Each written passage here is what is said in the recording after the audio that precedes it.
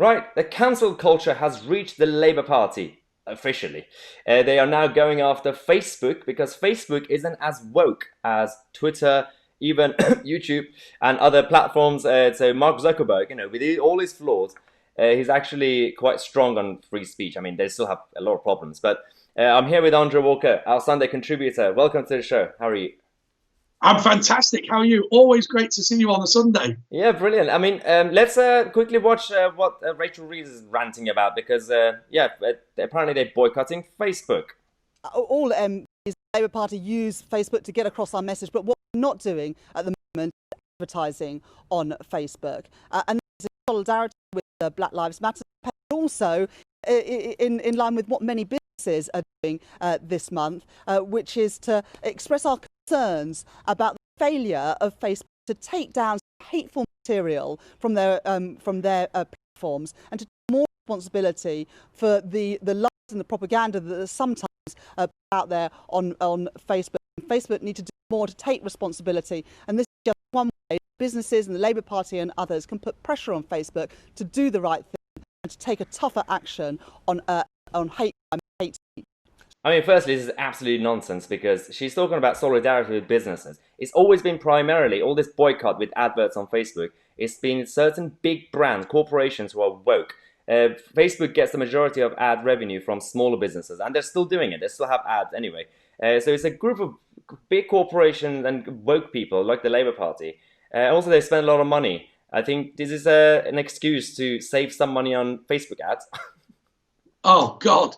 Well, I'm in a difficult position, Mike, because I don't want to defend Mark Zuckerberg, I know. but certainly, in terms of her trying to attack free speech, I mean, that's been one of the amazing things, hasn't it, about the past couple of years, that our ability to communicate, whether you're just looking at this channel, the fact that the ability of us to come together as a group of people, and I always see this channel as more of a movement than just you and me sort of appearing on camera. That ability has come about because of social networking. Now, I don't think Mark Zuckerberg's perfect, but the attempt to regulate is I think, incredibly dangerous. And we never would have had things like Brexit, and we never would have had the ability to take back control of the country had it not been for the invent of social media. And so we've got to be kind of supportive of this. But it's hard to know what to do simply because, Facebook does acquiesce to a lot of requests to take down sort of so-called hate speech. And what I don't want is somebody in America, and God bless the USA, but I don't want somebody in America telling me what I can and cannot think.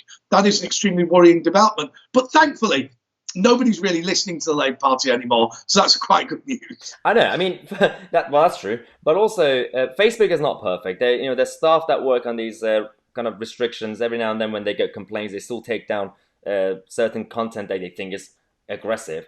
But Mark Zuckerberg is one of my favorite supervillains because with all his flaws, Facebook is still one of the only big platforms left that is still trying its best to not completely crush free speech. Not completely. I mean, they're all the same anyway. But Facebook is the platform that helped the movement in Egypt back in 2011. Facebook is the platform that helped the movement in Iran. It's still now to organize marches and everything. And Facebook is, as you said, the platform that helped Brexiteers to get together. So I think this is why people on the left are kicking off. Because if it was the other way around, they wouldn't have said anything, right? I got one thing taken down from Facebook once. I won't say what it is because I don't get it taken down, but it was related to the Trident nuclear submarines and Greta Thunberg's yacht trip across the Atlantic. I won't tell you exactly what I was proposing, but I did point out that in the middle of the Atlantic it can be hard to find out what happens. But anyway, that got taken down. But to be fair, maybe I was guilty on that occasion. But I think what it talks to is a wider issue, doesn't it, about and about the Labour Party wanting to stifle free speech, because the number one thing that they've done for years is brand everybody that they disagree with in order to shut them up. Because once again, as I said in the video that's on the main channel, they know they can't win by the ballot box. And so what they try and do is constantly stop people being able to communicate with each other, stop people being able to exchange ideas, stop people being able to get together in groups like we've got on this channel. And that's the way that they hope to maintain control of the country. And it's so difficult for them because now the BBC has no particular political power. It's very, very hard for the political left. And so what they want to try and do is force all the social media companies round to their way of thinking. But of course, in the US, they've got the First Amendment. And so these companies will not regulate free speech in the way that you would in the United Kingdom. But the big danger, as far as I'm concerned, is the way that Ofcom, who regulate TV and radio, are desperate to regulate social media and YouTube. And so what they want to do with this channel, as an example, or this category of channels, is to kind of say, well, you are required to have balance. So whilst we've got Maya Tousi on, you've also got to have Owen Jones. I mean, that's not commercially viable, which is why the BBC needs such a large subsidy. But what it is it's hugely beneficial to the political left. Yeah, I mean, I think you're right in terms of the way the left, the cancel culture, all these weirdos who are taking over is because that they think that all these big corporations, all the same corporations that these socialists have always been against, but the moment they started backing the Remain campaign, the moment they start backing Keir Starmer, their side, and their woke side with BLM and everything, they were like, oh, actually, these are our friends. But then the moment they go against them, they completely want to break them up. Right now, there's another thing that the Labour Party is doing, which is we don't even know what they're doing exactly, because every day they change their mind on wealth tax. Wealth tax is the most stupid idea, and also in terms of the wording is wrong, because you think wealth means wealth, but it's primarily about people who not necessarily have big income, but they have savings, and pensioners, they have a house.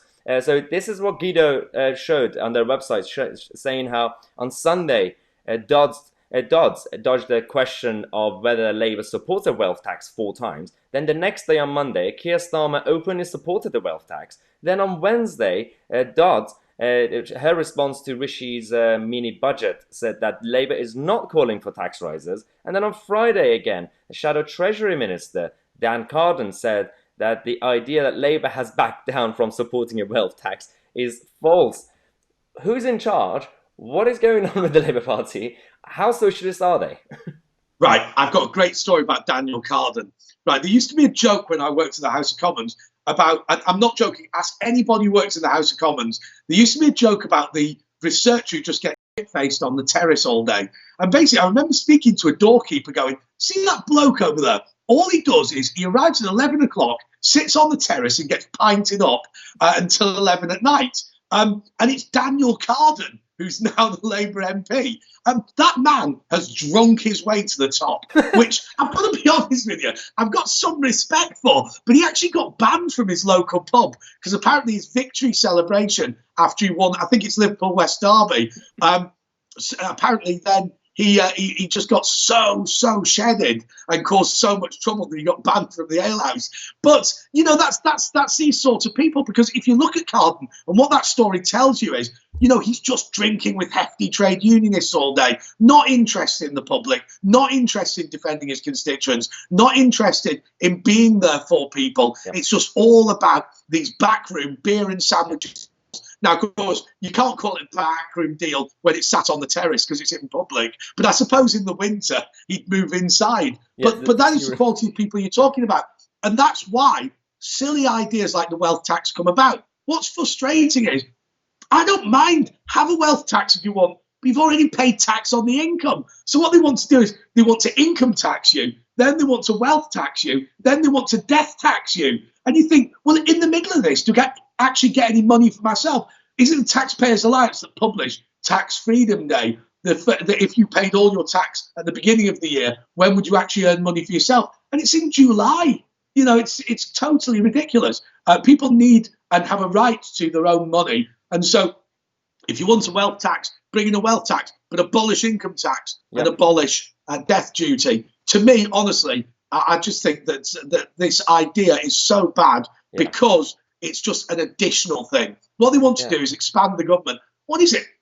40% of GDP is already spent by the government. How much more do they want? I know. I mean, this is the so-called conservative government. Even under Theresa May, the tax burden went up. And I think I'll give you 2 stories. One is the fact that because these idiots think that they're still dealing with your traditional kind of Labour voters, but Labour voters have now changed. They have become more aspirational, especially since the 80s. And even though they hated Thatcher, but now things have changed. And now you have a situation where Dan Hodges wrote an article in the Mail Mail on Sunday today, saying how the liberal left now view the white British workers as their enemy. And I wonder why, because then I'm sure you heard, I'm sure everybody heard a couple of days ago, Beth Winter, the Labour MP, tweeted a picture of herself with a coffee mug, and next to Rishi Sunak's tweet with his expensive £180 Bluetooth coffee mug that his wife gave him as a present. And she said, spot the difference. The Chancellor's mug costs £180. Mine costs £3. And like, I don't think ordinary people who decided to vote for Boris Johnson are going to change their mind because Rishi Sunak's wife has some money and decided to buy her husband a gift, right? Yeah, but I'll tell you something that I think really has happened as a result of Brexit. I think that the white working class, particularly in Northern England, have realised how against them the Labour Party have been for a significant amount of time. If you look, even Karl Marx was frustrated in the end about the fact that British working class would not rise up. And you were saying earlier on the main channel that in the old days they were all interested in class warfare. Now it's racial warfare they're interested in. And the reason they don't like the idea of class warfare is because ordinary British people are fairly patriotic. They quite like the military. They quite like the Queen. Not so keen on Prince Andrew, but that's a different story. And so they have been a huge letdown. And so in the same way as perhaps the white middle class have been the enemy for a while, it's now the white working class that are the enemy. So I think we've moved from the Labour Party doing nothing for them and being against them secretly to now being an open. But I think that's all good news because I originally come from Lee and I now live in Windsor. So I meet Conservatives from both places. I think Lee will become a relatively safe Conservative seat. Windsor already is. If you have that amalgamation of people together, then I think the left can be defeated. And so that is, if you think about it, the history of the Conservative Party when they put together northern industrialists with southern landowners. The modern equivalent is the middle class in Windsor getting together with the working class in Lee. Yeah, I think that's the whole point because the idiots, since, again, we were talking about this in the other video, since 2016, they've been trying to counter what's happened with the anti-establishment movement. And they've been wrong because what they do with Trump for the past 4 years, they keep trying to throw mud at him. You can't throw mud at mud. Every time they try to come up with a story like, this is what Trump did, by the way, this is what Trump said. The Trump voters don't care. They're like, so what? We always knew Trump is not a perfect character. It's the same with Brexit or Boris Johnson. Now, the Mirror went after Stanley Johnson, Boris's dad, because he went to Greece last week. He went to Greece on essential business. He had an issue with his home, and he wants to do something with that. And while he was in Greece, he decided to take a break for 10 minutes, go to the sea on his own, just swim around. They took a picture, and then the Mirror obviously published it saying that, oh, is this essential business? Firstly, why are they going after the Prime Minister's dad? They're not even connected politically. And also, surely you can take a break when you're on essential business, right? Well, here's the weird thing. If we listen to these people, what would we be doing right now? We'd still be in the European Union. We would have the euro, and we'd be in lockdown forever. Because I've noticed it's the same people who love the EU, who love the single currency, and also seem to love lockdown. And people sort of going, let's make it as draconian as possible and last for as long as possible. Hey, look. In a free society, I'm not stopping you from sitting in your house for the next 18 months and never going out. I'm not stopping you from doing that. And I guarantee that if you sit on your own in your house and don't see anyone, you will not get coronavirus. But some of us actually want to get back to work and get the economy going again. And so it just strikes me that it's all the same people. But it's weird because they just love the idea of lockdown forever. The guys are nuts. I think it is because they're, at the end of the day, that side of the political spectrum, they are, genuinely speaking, control freaks. They probably, a lot of them have issues, historically since childhood. They probably, I don't know, got harassed or whatever. Now they're lashing out because they want to control society. They want to rearrange society. And even if that means everybody has to stay at home forever, they do that. But I am quite devastated because yesterday I found out that our favorite left-wing I don't know, journalist, whatever he is, Owen Jones, has blocked me on Twitter. I didn't even tweet at him. I don't know why has that Who happened does to he, you when who do you like a reckon? Who do you lefty reckon he blocks you? hates more, you or Julia Hartley Brewer? You don't understand, right? Because you're not gay. You don't understand, right? You don't understand. That is one of my favourite ever things that happened on Sky News. My other favourite was when Lewis Goodall left, but that's a completely different thing. Oh god. No, I mean yeah, it's weird because I didn't even tweet at him. I don't even know. We weren't like talking, but that happened. Yeah. So this is But it's amazing. It's amazing, isn't it? Because you are kind of becoming the Owen Jones of the right, if you like. ooh. And so you are interested in engaging with him, whereas he wants to block you and ban you. Yeah. I mean, I had this the other day. When I opposed the lockdown, suddenly all these lefties started tweeting, but they didn't tweet me to have a go. They tweeted Talk Radio to demand that I was fired. It is just this cancel culture thing that's extraordinary. What they don't like is they don't like it up them, to use an old phrase. And your existence annoys Owen Jones, whereas his existence, I mean, you quite like him. You've met him before, haven't you? Yeah. We had conversations before. Yeah, he's all right. Hey, listen to this. Listen to this. I've got a great Owen Jones story, actually, while we're at it. Listen to this for superb. Owen Jones was asked to speak at the Oxford Labour Party, right? Oxford Labour students.